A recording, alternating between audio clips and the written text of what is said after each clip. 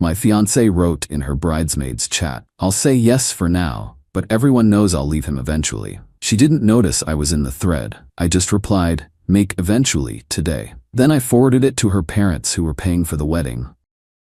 It's funny how the universe works. You can spend years building something, laying every brick with care, and then discover the whole foundation is rotten because of one single misplaced text message.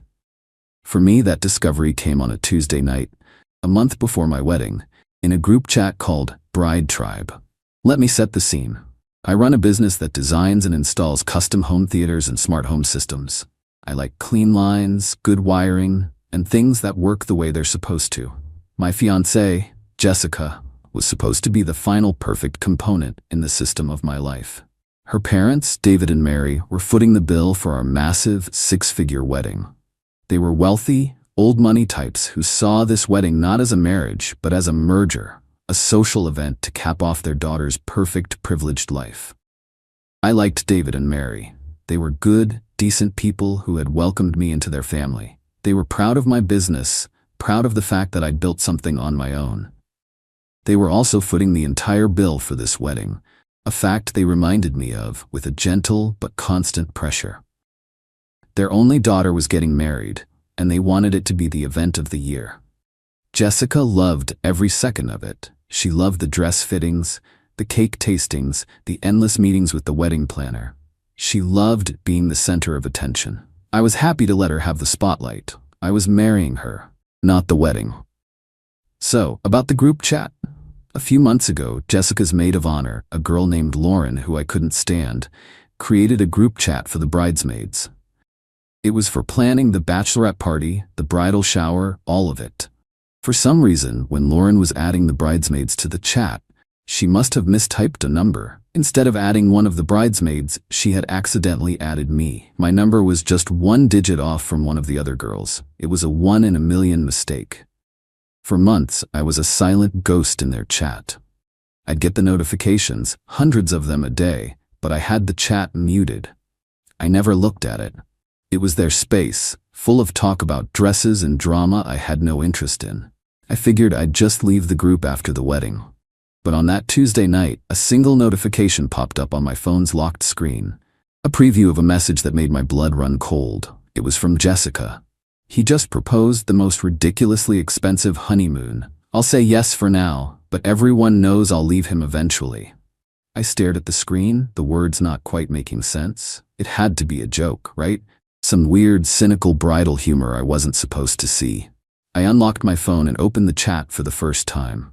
I scrolled up, my heart pounding a slow, heavy rhythm in my chest. And there it was. Not just one message, but months of them. A secret. Second life my fiancé was living right under my nose. "Are you sure you want to go through with this? You could still call it off. And give up this wedding? Are you insane? My parents would kill me. Besides, it's not forever, it's just for now." Another bridesmaid named Olivia, "But you don't love him. Love is a strong word. He's stable, he's reliable, he's comfortable. It's a good starter marriage. I'll give it a few years, let him pay off my student loans, and then I'll move on to someone more exciting." What about the house? You know he's planning on buying one after the wedding. Even better, a good divorce settlement will be the perfect down payment on a place of my own. I scrolled and scrolled through dozens, hundreds of messages. It was all there. A calculated, cold-blooded plan to use me, to use our marriage as a financial stepping stone. She was marrying me for the wedding, for the stability, and for the eventual divorce settlement. She was laughing about it with her friends, mocking my love for her, my commitment, my future plans. The woman I was about to promise my life to was a parasite, and her friends were her willing accomplices. I didn't feel anger. I felt a profound and chilling sense of detachment, as if I were a surgeon looking at a cancerous tumor on an X-ray. The diagnosis was clear. The only option was to cut it out, completely and cleanly.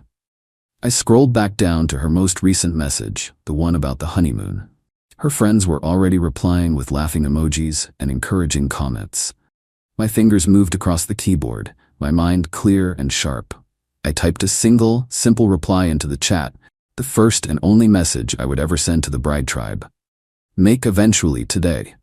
Then I took a screenshot of the entire conversation, a long, scrolling record of her betrayal. I attached it to an email. I addressed it to two people, David and Mary, her parents. The people who were paying for this fraudulent wedding. The subject line was simple, a change of plans. I hit send. And then I started to pack. Update 1. The silence after I sent that message was the most profound I have ever experienced. It was the silence of a bomb having been dropped, the moment before the shockwave hits. For about 5 minutes, nothing happened. The group chat was quiet. My phone was quiet. Then the chaos began.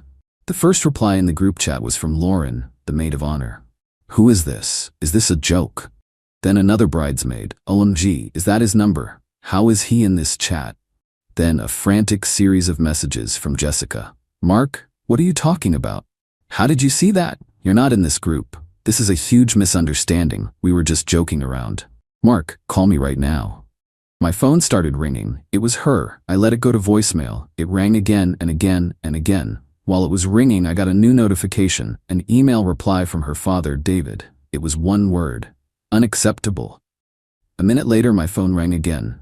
This time it was David. I answered. His voice was low and tight, like a wire stretched to its breaking point. "I'm looking at an email from you, Mark," he said. "Tell me this isn't real." "I'm afraid it is, David," I said, my voice calm. I was accidentally added to their group chat months ago. I never looked at it until tonight. What you're reading is just a small sample. There was a long pause on the other end of the line. I could hear a woman's voice in the background, muffled and distraught. It was Mary. "I'm on my way over," David said and hung up. While I waited for him, I continued my work. I went through our apartment, a place I had moved into a year ago, but which was leased in both our names, and I started to pack my things, not hers, mine, my clothes, my books, my work equipment. I was a surgeon, excising myself from a diseased body. Jessica was still calling, her calls now interspersed with frantic, pleading texts. "Please, baby, just talk to me. It's not what it looks like. I love you. You know I love you. My friends are terrible. They were just egging me on. I didn't mean any of it." The lies were so desperate, so transparent. It was almost pathetic. She wasn't sorry for what she had done. She was just terrified of the consequences. David arrived 20 minutes later. He looked like he had aged 10 years since I had last seen him. He walked into the apartment, looked at the half-packed boxes, and just shook his head. "I've already spoken to the wedding planner," he said, his voice heavy. "We're canceling everything. We'll lose the deposits, but I don't care. I will not pay for a fraud." We sat in silence for a few minutes. "I'm sorry, Mark," he finally said. "I had no idea. We raised her to be better than this." "I thought she was," I said. He told me he had called Jessica and told her to be at their house in an hour for a family meeting. He asked me if I would come. He said he understood if I didn't want to, but that he felt I deserved to be there, to face her with them. I agreed. The drive to their house was surreal. Jessica was still sending me a constant stream of texts, each one more desperate than the last. She was now blaming Lauren, claiming her friend had stolen her phone and sent the messages as a cruel prank. When I walked into their house, the scene was tense and quiet. Jessica was sitting on the couch, her face pale and tear-stained. Mary was on the other side of the room, her expression a mask of cold, controlled fury. Lauren, the maid of honor, was there too, apparently summoned to answer for her part in the deception. Jessica jumped up when she saw me. "Mark, thank God, tell them this is all a misunderstanding." I didn't even look at her. I looked at David. He was holding a printout of the email I had sent him, the screenshots of the chat laid out like evidence in a courtroom. "Jessica," David said, his voice booming through the silent house. "I have 2 questions for you. Did you write these messages? And do you love this man?" She looked at me, then at her father, her eyes darting around like a cornered animal. We were just joking," she stammered. "It was just girl talk." "That is not what I asked," David's voice dropping to a dangerous whisper. "Did you write these messages?" She finally broke. A sob escaped her lips. "Yes," she whispered. "And do you love him?" She just stood there, silent, the tears streaming down her face. The silence was her answer. Mary, who had been quiet until now, finally spoke, her voice shaking with rage. "Get out," she said, looking at Lauren. "Get out of my house. "And you," she said, turning to Jessica, "pack a bag. You are no longer welcome here. You have humiliated this family in a way I never thought possible." Update 2. The explosion I had set off was not a single contained blast. It was a cluster bomb, sending shrapnel flying in every direction, tearing through the carefully curated world of my ex-fiancée and her family. The scene at her parents' house was just the beginning. After Mary kicked her out, Jessica had a full-blown meltdown. She refused to leave, screaming that it was her home, that they couldn't do this to her. It was Lauren, the now ex-maid of honor, who finally managed to get her out of the house. The wedding, of course, was canceled. But David and Mary did something I never expected. The following day, they sent out an email to every single person on the guest list. It was a formal, brutally honest announcement. "It is with the deepest regret that we announce the cancellation of the wedding between our daughter, Jessica, and Mark. This decision has been made due to the discovery of a profound and unforgivable betrayal on our daughter's part. We apologize for any inconvenience this may cause. We also wish to extend our deepest, most sincere apologies to Mark, a man who has shown our family nothing but kindness and respect, and who deserved so much better than the deceit he was shown."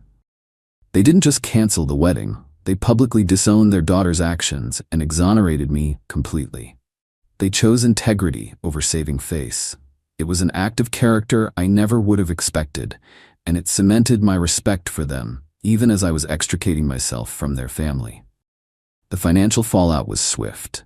David was true to his word. He and his lawyers went through every vendor contract with a fine-tooth comb. They managed to recoup some of the deposits, but the losses were still substantial. As for me, I was in the clear. I hadn't spent a dime on the wedding itself. The apartment, however, was another matter. The lease was in both our names. I had no intention of living there, a place now tainted with the memory of her lies. I also had no intention of making it easy for her. I moved the rest of my things out and into a new apartment across town the day after our breakup.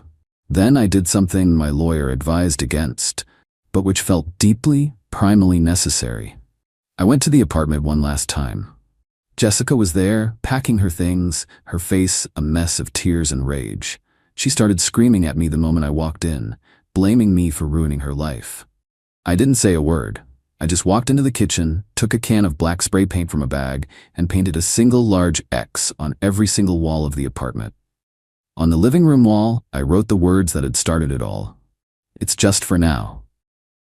Then I walked out, leaving her standing in the ruins of our shared life. I immediately called the landlord, explained that my ex-fiancée and I had broken up, and that I would not be contesting the loss of our security deposit due to the redecorating. I gave him her number and told him she was now his sole point of contact.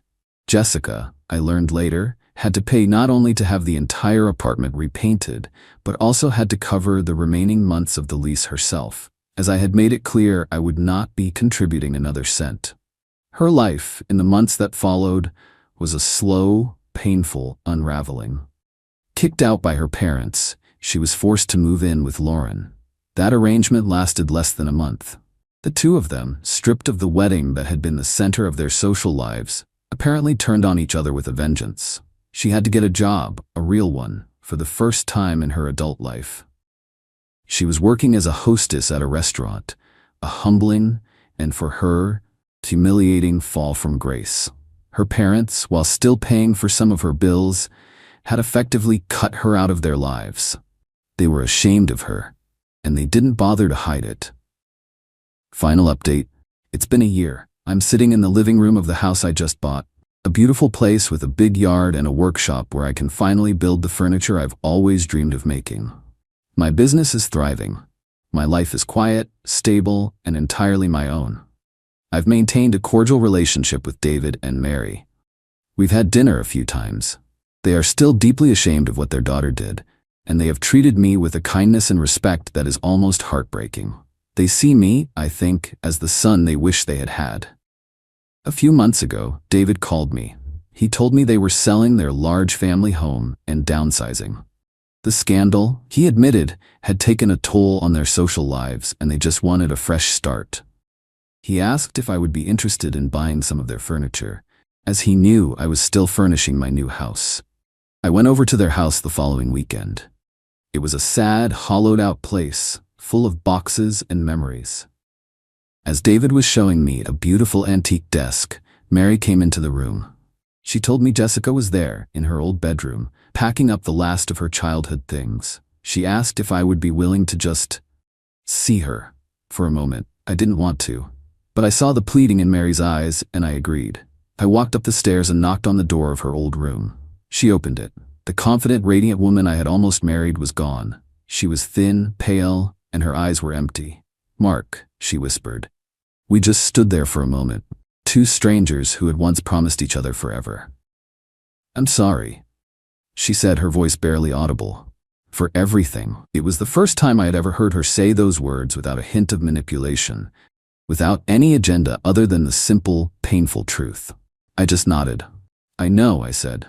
And that was it. There was no grand confrontation, no final, satisfying speech, just a quiet, sad acknowledgement of the ruins she had made of her own life.